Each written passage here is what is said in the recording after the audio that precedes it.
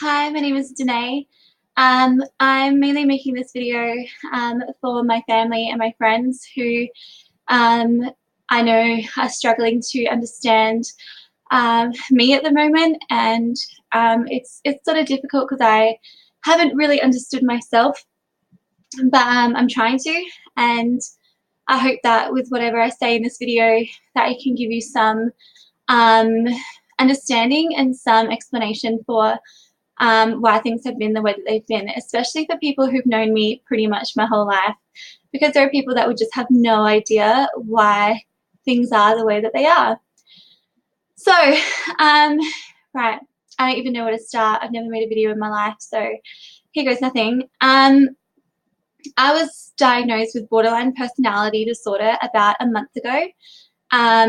It was very surprising to me because most of my life I actually never really believed in mental illness. So I never really believed in things like that, which is really crazy because my dad has actually battled so many things mental health wise, but I just always thought that he was dramatic and that he wasn't helping himself. But now being diagnosed with this, I know what it is that I'm dealing with, what it is that I'm working with, and, which is helpful, but it's very scary. It's not a very well-known illness, so it's like a personality disorder. And, no one ever wants to be told that they have a personality disorder. I've always sort of known that something's a little bit different with me, and only now have I officially, able to put a name to it. A lot of people who know me would have no idea that I even have something wrong with me. I think that I hide it very, very well. And, for the most part, like, it's not like you don't know me. It's not, I think some people sort of think like, I don't feel like I know her anymore. The truth of the matter is, like, you know exactly who I am. You just don't know the borderline side of me, which is very lucky for you. So yeah, borderline is characterized by 9 different traits. I'm not going to name them all, but mostly it's to do with impulsivity. It's to do with, dysregulation of emotions. So your emotions, go up and down sort of in a very extreme way. There's sort of no gray area. There's no middle ground. There's no rational thinking, really. I'm very capable of getting through things in my life, and I'm a teacher, so I wouldn't be able to be a teacher if I wasn't somewhat normal or if I didn't have rational thinking in ways. But when it comes to certain things in my life, I'm not able to think rationally about it, and the emotions take over. And so you go from up here to down here, when you're going through that. So I don't know if that makes any sense. But yeah, so impulsivity comes into things, your emotions, suicidal ideation, and yeah, there's a few more, some anger issues there and things like that. And so it's really just to do with your emotions. And yeah, so it's not a fun thing to have. Yeah, apparently 1 in 10 people will commit suicide who have this personality disorder, and 8 out of 10 people will attempt it very seriously. So it's a very worrying illness, and it's not taken very seriously. And I think it's mainly not taken seriously because I think people with it, and I'm a classic case, you act in ways that are very manic, very dramatic, very crazy, very selfishly. So people sort of will push you away and not want to be part of it. And so they don't really buy into the illness. They just think you're, being a very dramatic sort of person, which can make it so much worse, especially people who know you or like have known you for a while, but they, choose to sort of go, you're acting this way, which is unacceptable, so I'm going to walk away from you. So I can understand that, and I totally get that. But I guess knowing now that, I've got BPD, I hope that people can go, wait a sec, she has something that's not quite right with her. So instead of walking away, I want to understand her, and I want to, not be that person that is making it worse for her. That's sort of how I look at it. But I know that people have every right to walk away and every right to sort of go, I've had enough, especially if I guess you're on the receiving end of abuse from me or something like that. So I totally get that. So apparently you get borderline from childhood trauma. I can sort of pinpoint mine, but I've never sort of spent my life dwelling on it or thinking like, you know, woe is me because of what happened to me. Everyone has things happen to them in their life, and that's just the reality of life. And I've never gone, you know, I've never let it stop me. Like I've still got myself into, you know, I've got 2 university degrees. I've done so much in my life. I've traveled. I've made great friendships. I've made amazing memories, you know, things that, you know, I feel like I've lived so much, and, you know, I'm 27 and I've done a lot. But yeah, I guess it doesn't stop the fact that I have a mental illness. And I guess it stems from, you know, things that happened in my childhood. And yeah, it's not an excuse, but it's a reason for why I am the way that I am. So with that comes, you know, for me, it comes attachment issues. Attachment issues is a very big thing among borderline people, and that's another one of my major issues. And I've had it since I can remember. And growing up, I remember I always, you know, always had a crush on a guy. Always, yeah, like always had to have, you know, someone that liked me or something like that. And that was because I just didn't feel loved. I didn't feel, and that's not to say that my mum is some horrible person or anything. Like, you know, she was a great mother, and I'm sure it's nothing to do with her or anything like that. But I obviously lacked something growing up. And so it hit a point where, you know, I was searching for it in guys. And, you know, even at 13, I started seeing this, you know, popular guy at school, you know, started dating. And, you know, I thought he was great. You know, he wasn't, but I thought, you know, he was actually like an idiot, but I thought he was, you know, really great. And I put all my eggs into that basket. And, you know, all my self-worth and all my everything was in him. And so when he walked away from me, you know, when he was done with the relationship, for me, it was catastrophic. Like, it wasn't just, I'm heartbroken. It was, I want to kill myself. And I was 13 years old. And everyone, you know, 13-year-olds do go through things. I'm not, you know, trying to discredit that. But at 13, you know, you shouldn't be thinking, I want to go hang myself. You should be thinking, well, that sucked, but I'll meet another guy. But for me, it was never like that. It's very, very, you know, it's like death for someone with BPD. If someone walks away and you care about them, it is like death, like, and you feel like you want to die. And that's the emotions. That's the, you know, he filled a void in my life, and then now he's gone. So now I don't have anything. And so you want to die because of it. And that's obviously very, very unhealthy, but that's the way my mind works, and that's the way my heart works, and that's the way it all works. So yeah, it took me a long time to get over him. After him, I met my ex-boyfriend like years later, and started dating him. You know, I lost my virginity to him, which doesn't help anything. And, you know, it's funny because I didn't even really like him that much to start with. I remember thinking deep down, I was like, you know, he's not the kind of guy I want to marry, and he's not my dream guy or anything like that. But the BPD side of me, you know, attached to him because you know, that it's that thing, that lack of love, that lack of self, like identity and things like that hole was being filled with him. And so you know, when he wanted to walk away, I mean, I started pushing him away. As BPD people, we don't believe that we're like deserving of love. We don't believe that we can have normal things and normal relationships. So, you know, we'll do what it takes to push them away. And I remember pushing him away very, very like early on in the relationship. You know, you just start saying things or doing things, just, it's almost like to test them to see if they're going to stay or not. But deep down, you already know that they're going to walk away. So you start doing things, and you know, as soon as you see a glimpse of them going to hurt you, you do what it takes for them to go away so that you don't have to go through that hurt. So it's very, very like, it's just so stupid. It sounds so immature, and it is really immature, but it's just how our mind works. Obviously, when we were young, we used defense mechanisms of some way to deal with things. And so we're still doing that today. We just lack the capability to deal with, you know, a breakup or to deal with someone walking away from you. Most people can get through heartbreak. Most people can get through that. As a BPD person, we don't have that in our brains. We don't have that capability, which is horrible. And it's horrible for the person, and it's horrible for yourself. It's horrible for the people around you because you're hurting people. Anyway, him and I are very good friends now. I'm actually still friends with these people, which is nice. But you know, he knows that I'm BPD. He always knew that I had something not quite right. So you know, it's almost like there's two me's. There's like Danae, who is I'm very capable, I'm very kind, I'm very driven, you know, all these things. But the BPD side of me likes to, you know, self-sabotage all of that, because it goes, you're worth nothing, you know, if you don't have someone that loves you, or you're worth nothing if that guy, you know, has walked away from you. And it latches on and it doesn't let go. So that's the real problem, and that's the reason why I keep getting myself into these really horrible situations where I pretty much want to die, and that's because of the BPD.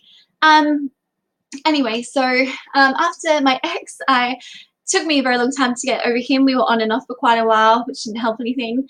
And then I met another guy who I played basketball with, and again, he was like not the kind of guy that I would even really want to date. Like, you know, he's not my type at all, but we started hanging out. He sort of filled that void, I guess, and I let him into that space, and my BPD switch went, and I was attached, and you know, we were sleeping together, but he didn't want anything serious.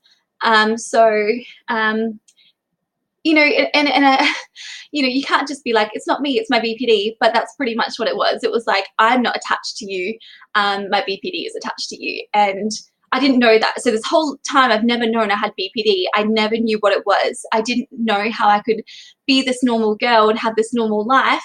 I stopped talking with my hands. But also be crazy, like let these emotions take over. Like, I remember when he officially wanted to break up, I was still messaging him, and I was like, you know, I want to be with you, and I was sending him nudes and whatever, and he was done, you know, but I couldn't let go. It was like, no, like, I'm nothing. And you know, I was heading off to America in a few months and all these great things, but nothing mattered, like, other than how I felt about that situation, which is the most horrible thing about BPD. Like, here I am, you know, wanting to kill myself when I have so much going for me and I've got so many exciting things happening, but BPD can just make you go, nothing else matters but this, and nothing else matters but my feeling about this right now. So in order to get rid of that feeling of like, I'm dying, or I want to die, or I'm going to die, or I'm going to hurt myself, you will do anything it takes to get out of that situation, to get out of that feeling. So you try and crawl your way out of it by still messaging them, or by doing something crazy, like you know, to either get their attention or to scream. You're sort of screaming for help because the emotions are real. Like, and that's what I want people to understand. Like, that's the biggest thing as a borderline. Your emotions feel like they're going to kill you, like, in one way or another. So you're acting out in any way possible to stop that from happening and to stop that feeling, because it's a horrible feeling. Like, I'm sure everyone at some point has gone through times where they felt so crap and they've wanted to die, but like, as a borderline, it's about 1,000,000 times more than that, apparently. So that's my only explanation for that. And it kills me. And then you hate yourself because you're, you know, doing things that hurt people. You're embarrassing yourself. You're pushing people away. You're like a tornado, and everyone's just, you know, watching you and like, or being caught up with it themselves, and they're sick of it. And it's just catastrophic for everyone involved. And then people walk away because they're sick of it, which hurts you even more because you feel like they don't understand. So it's horrible. Like, I hope that you can see how horrible it is and how much I know it's horrible. So after him, I actually went to Europe. I met a guy in Europe who, so yeah, sorry, the BPD switch doesn't happen with every guy. It's not like every guy in my life I'm like, oh, like, you're the one and I'm gonna ruin your life. It's not like that at all. It's usually only when they make me feel a certain way, or they make me feel loved, or they make me feel like they fill that void. So then if they walk away, the attachment goes with them, and it kills me. So yeah, and so I met this guy in Europe who, you know, I spent my last week of Europe with him, and you know, everything was fine. And then I sort of felt him pulling away at one point, and like, it was all in my head. But the next morning I left a note in his room, and I took off, and I was like, the note was like, you know, I'm think it's best if I spend my last couple of days in Europe alone. And he just thought I was like a massive bitch. and and yeah, and I remember he was like, I feel like I don't know you. And I was like, you do, you just know like a really the other side of me now, which isn't good. And yeah, and that was really painful. I put myself through that pain, you know. And yeah, and that's the worst thing as well, is like you put yourself through these things and you put yourself through the pain, but you feel like you justify your actions and you can justify why you did what you did because you're like, well, you hurt me. And they're like, no, I didn't. Yeah, anyway, or like, you were going to hurt me. It's crazy. Okay, so after him, you know, I had a pretty rough year last year and a few things happened, and I feel like that's probably why this latest attachment has been so bad. You know, I met a guy end of last year who he was quite a bit younger than me, and you know, he's a really nice guy, like you know, got his own sort of thing going on, and I'm a bit older and I should have really nothing to want to do with him really, but you know, we started hanging out just because, and you know, sleeping together and stuff, and you know, that switch happened very, very quickly with me, with him, and I think it's because of things I went through last year, like I'm not sure, like, but I knew that it was bad, and yeah, um, he didn't want anything more than just something really casual. And I mean, like, he's young, so of course, like, that's going to be the case. Yeah, some things complicated the situation, but when it came to letting go, I didn't want to let go, and I could not let go, and I did everything I pretty much could to not let go. And he, you know, was done with what we had, and I mean, my mental health, you know, has pretty much been at its worst all year. And I haven't, you know, known why. But yeah, when we went through that sort of breakup time and a time where I should really stop talking to him, there was a day where I called in sick to work, and you know, the feeling overtook me so much, and I ended up going up to his house, and I remember I looked in the mirror actually, and I was like, it was the first time I ever was like, I'm really mentally sick, and I didn't know what was wrong with me, because I was like, I'm not depressed, I'm not, you know, anxious, I don't have bipolar, because I know what bipolar is, but something's not right. And so yeah, I went to his house. He didn't want to bar with me. I was drunk. I'd got drunk at the bar near his house, and you know, we got into an argument. I think, I can't really remember, and you know, somehow my fingers got jammed in the door, and he shoved me. And as a BPD person, like, you can only imagine how that really made me feel. So I got into my car and I went into a pole. Like, I drove myself into a pole, and I tried really, really hard. I really wanted to die. And yeah, from there I got taken to hospital, obviously, and I was fine when I was in hospital. I was like, I remember being like, I'm okay. Like, I was feeling fine. And that's the crazy thing with BPD is, you know, one minute, you know, you're down here and you want to kill yourself, but the next minute you're like, my life is great. Like, what am I talking about? But yeah, you know, I went through the motions in hospital as well. Like, you know, it got to a point where, you know, I realized that he hadn't messaged me and he didn't come out and see me, and when I crashed and things like that. And I really hated myself for everything, I guess, with him, and with how I was reacting. So, you know, I remember I was making Facebook accounts trying to talk to him. He'd block that account, then I'd make another one, and just harassing him completely.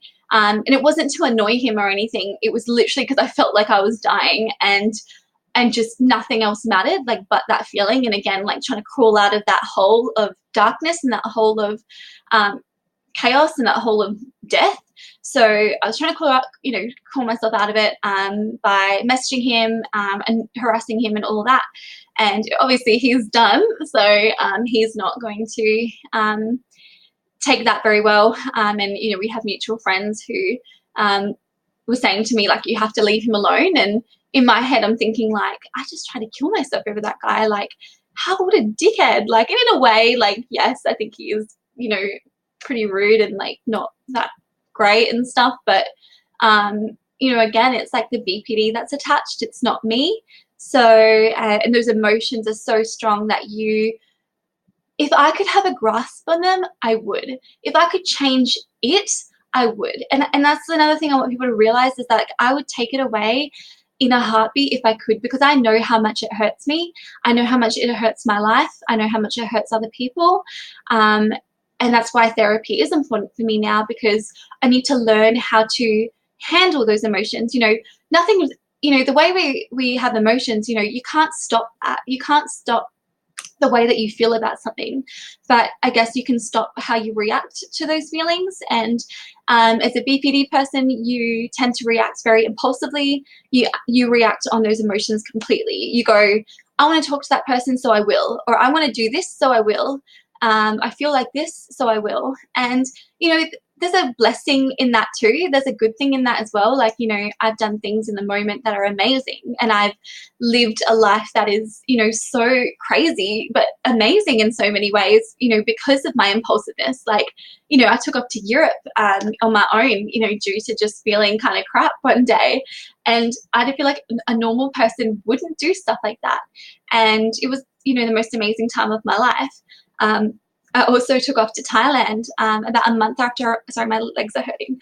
After about a month that I got out of hospital, I took off to Thailand, and that was because my emotions again were like going crazy. And I remember thinking like, I felt like I was going to die. I felt like, you know, it's a better result if I end up in another country than like hanging myself tonight.